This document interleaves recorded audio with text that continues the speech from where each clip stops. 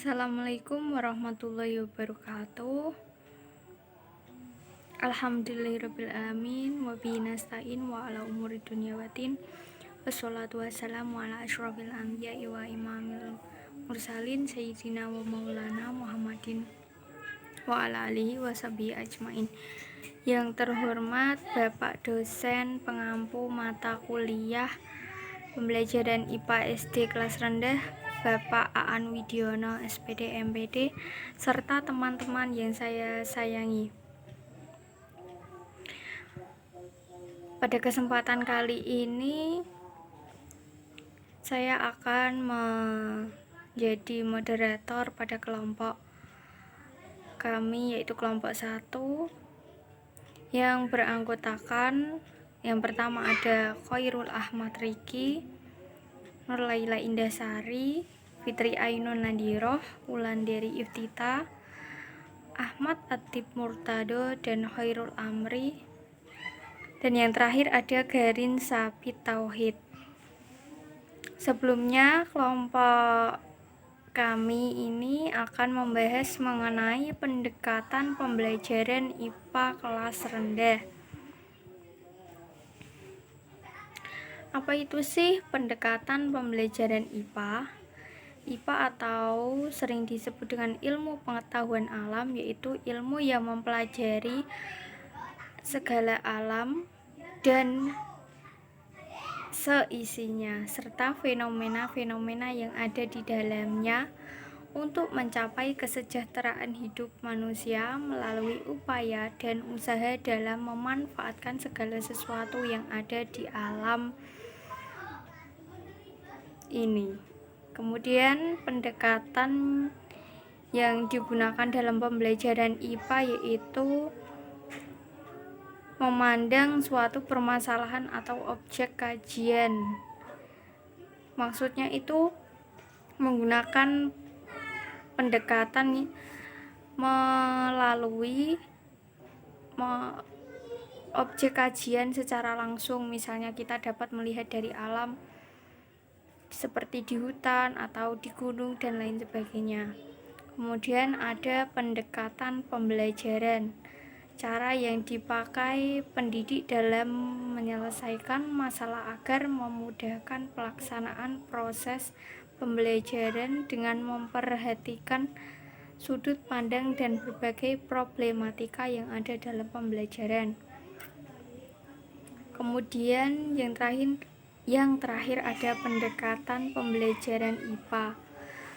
Landasan yang digunakan pada pendekatan pembelajaran IPA itu melatar belakangi proses pembelajaran IPA. Maksudnya itu kita dapat melaksanakan pembelajaran IPA jika kita sudah mengetahui proses yang mengenai materi kita sebelumnya dari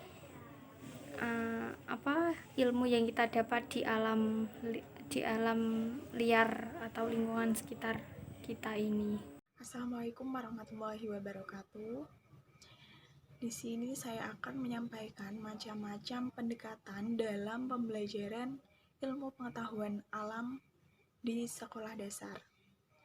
Dari kelompok kami ada 4 pendekatan keterampilan dalam pembelajaran IPA, yaitu 1. Pendekatan keterampilan proses, 2. Pendekatan keterampilan konsep, 3. Pendekatan keterampilan discovery atau temuan, dan yang terakhir pendekatan keterampilan inquiry. Baik, di sini saya akan membahas mengenai pendekatan keterampilan yang pertama, yaitu pendekatan keterampilan proses. Pendekatan keterampilan proses ini guru sebagai fasilitator dan sebagai motivator tentunya kepada siswa, karena dalam pendekatan ini siswa berperan aktif dalam pembelajaran. Siswa belajar dengan mandiri sesuai dengan pelaksanaan pembelajaran.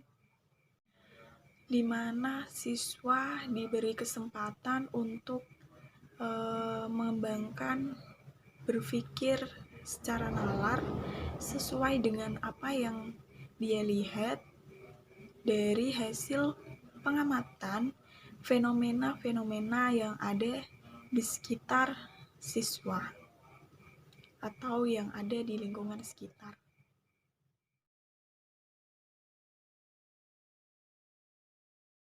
Susunan pendekatan. Yang pertama yaitu observasi, di mana pengamatan dilakukan dengan tujuan siswa dapat membedakan yang sesuai dengan pokok. Yang kedua yaitu mengidentifikasi, di mana kegiatan ini bertujuan untuk menggolongkan sesuatu berdasarkan syarat-syarat tertentu. Yang ketiga yaitu menginterpretasikan atau menafsirkan data. Data yang dikumpulkan melalui observasi, penghitungan, pengukuran, eksperimen atau penelitian sederhana dapat dicatat atau disajikan dalam bentuk seperti tabel grafik diagram. Yang keempat yaitu meramalkan atau memprediksi. Hasil pengamatan digunakan untuk meramalkan atau memperkirakan kejadian yang belum diamati atau kejadian yang akan datang. Yang kelima yaitu membuat hipotesis, suatu perkiraan yang beralasan untuk menerangkan suatu kejadian atau pengamatan tertentu. Penyusunan hipotesis adalah salah satu kunci pembuka tabir penemuan berbagai hal baru. Langkah selanjutnya yaitu mengembalikan variabel, yaitu faktor yang berpengaruh. Pengendalian variabel atau suatu aktivitas yang dipandang sulit, namun sebenarnya tidak sesulit yang kita bayangkan. Selanjutnya yaitu merencanakan penelitian atau eksperimen, yaitu dengan melakukan kegiatan percobaan untuk membuktikan yang diajukan itu sesuai atau tidak. Selanjutnya yaitu menyusun kesimpulan sementara, apakah pengamatan dengan yang dilakukan berdasarkan pola hubungan antara hasil pengamatan yang satu dengan yang lainnya. Selanjutnya yaitu menerapkan atau mengaplikasikan konsep, di mana konsep yang sudah dipelajari dalam situasi baru seperti masalah yang dibicarakan dalam mata pelajaran yang lain. Yang terakhir yaitu mengkomunikasikan proses hasil perolehan kepada berbagai pihak yang berkepentingan, baik dalam bentuk kata, grafis, bagan, maupun tabel secara lisan maupun tulisan. Yaitu keunggulan pendekatan keterampilan proses. Ada beberapa keunggulan dari pendekatan keterampilan proses, yaitu yang pertama, siswa terlibat langsung dengan objek nyata, sehingga siswa lebih mudah untuk memahami materi pelajaran. Selanjutnya, siswa menemukan sendiri konsep-konsep yang dipelajari, lalu melatih siswa untuk berpikir kritis. Yang keempat, melatih siswa untuk bertanya dan lebih terlihat aktif dalam pembelajaran. Yang kelima, mendorong siswa untuk menemukan konsep-konsep baru. Dan yang terakhir, yaitu memberi kesempatan kepada siswa untuk belajar menggunakan metode ilmiah. Itu tadi beberapa keunggulan pendekatan keterampilan proses. Yang selanjutnya yaitu kelemahan pendekatan keterampilan proses. Ada 5 kelemahan pendekatan keterampilan proses. Yang pertama yaitu membutuhkan waktu yang relatif lama untuk melakukannya. Yang kedua, jumlah siswa di dalam kelas relatif sedikit karena setiap siswa memerlukan perhatian guru. Yang ketiga, memerlukan perencanaan dengan sangat tinggi. Yang keempat, tidak menjamin bahwa setiap siswa akan dapat mencapai tujuan sesuai dengan tujuan pembelajaran. Dan yang kelima yaitu sulit membuat siswa tutur aktif secara merata selama berlangsungnya proses pembelajaran. Yang kedua, pendekatan konsep. Pendekatan konsep adalah pengajaran yang berpangkal pada peran pembentukan konsep dan keterkaitannya sehingga memberikan makna pada peserta didik.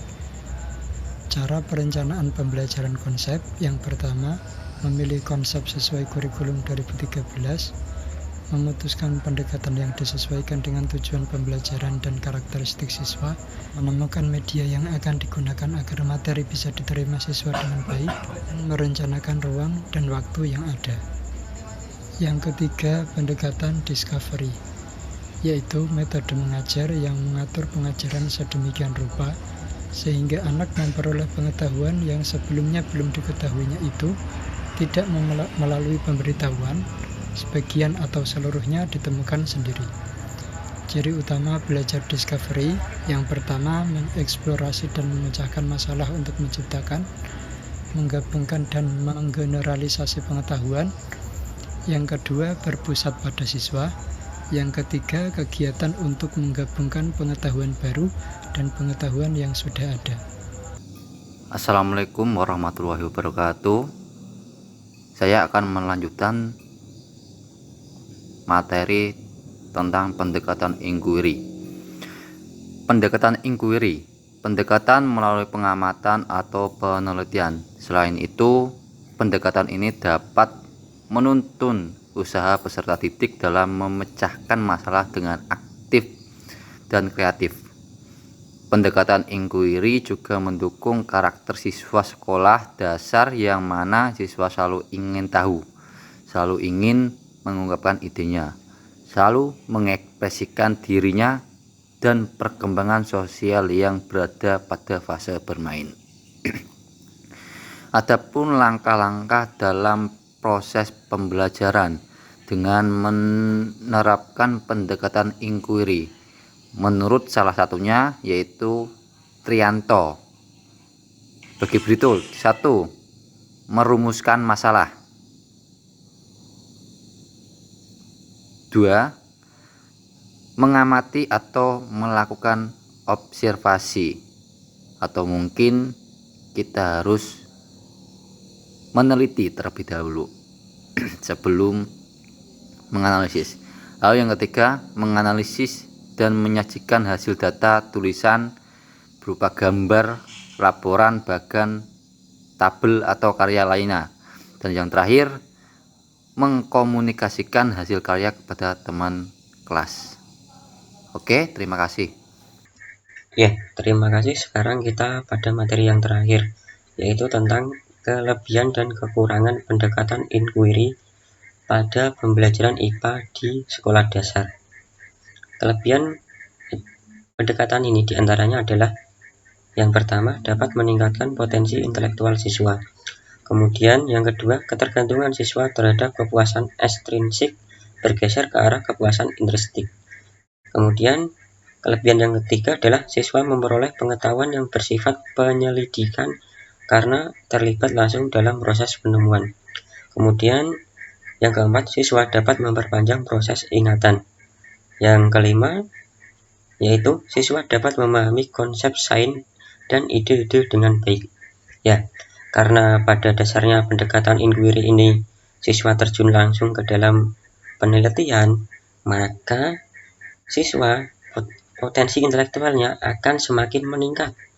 Kemudian siswa memperoleh pengetahuan yang bersifat penyelidikan karena siswa terlibat langsung dalam proses penemuan. Ya, di sini siswa terjun langsung ke dalam penelitian.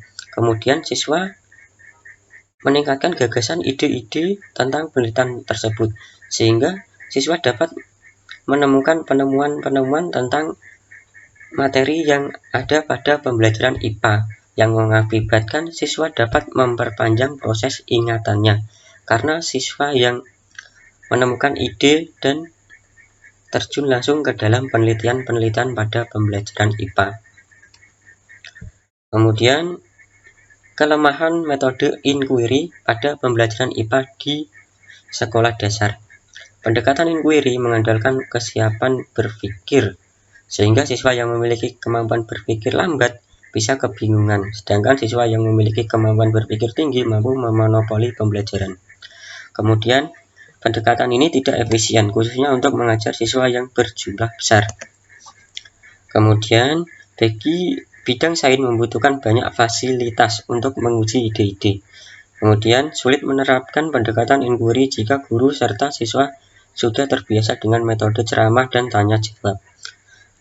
Yang kelima, pendekatan inquiry lebih menekankan penguasaan kognitif dan mengabaikan aspek keterampilan nilai dan sikap. Ya, karena pendekatan inquiry ini mengandalkan kesiapan berpikir yang bagus, maka bagi siswa yang memiliki kemampuan berpikir lambat bisa akan ketertinggalan dalam pembelajaran. Kemudian, siswa yang memiliki kemampuan berpikir tinggi, maka dia akan mampu mendominasi pembelajaran. Kemudian, pendekatan ini tidak efektif jika diterapkan pada siswa yang berjumlah besar. Contoh, jika kelas berjumlah lebih dari 25 ke atas, maka pendekatan ini tidak akan sangat efektif. Kemudian, karena pendekatan ini lebih kepada penelitian, penemuan, maka dibutuhkan banyak fasilitas untuk menguji ide-ide. Contoh, kita akan membutuhkan media ajar yang banyak, kemudian juga kita membutuhkan laboratorium IPA. Sedangkan di sekolah dasar tidak semua memiliki laboratorium IPA. Kemudian ketika siswa dan guru sudah terbiasa dengan metode ceramah dan tanya jawab, pendekatan ini tidak akan efektif. Karena pada dasarnya metode ceramah, guru yang memberi pengarahan kepada siswa, sedangkan pendekatan inquiry, siswa yang mencari tahu penemuan atau penelitian pembelajaran tersebut. Kemudian pendekatan inquiry lebih menekankan penguasaan kognitif sehingga mengabaikan aspek keterampilan, nilai, dan sikap. Jadi pendekatan ini lebih menekankan pada penguasaan kognitif sehingga sikap dan nilai siswa serta tingkah laku siswa kurang diperhatikan. Nah, demikianlah presentasi pada hari ini dari kelompok 1, yaitu tentang pendekatan pembelajaran IPA di sekolah dasar. Di sini tadi kita mengupas tentang pendekatan keterampilan proses, pendekatan konsep, pendekatan discovery, pendekatan inquiry. Apabila ada yang kurang paham atau yang kurang dari kelompok kami, maka kita bisa diskusikan dengan teman-teman di kelas. Demikian presentasi pada hari ini saya akhiri. Wassalamualaikum warahmatullahi wabarakatuh.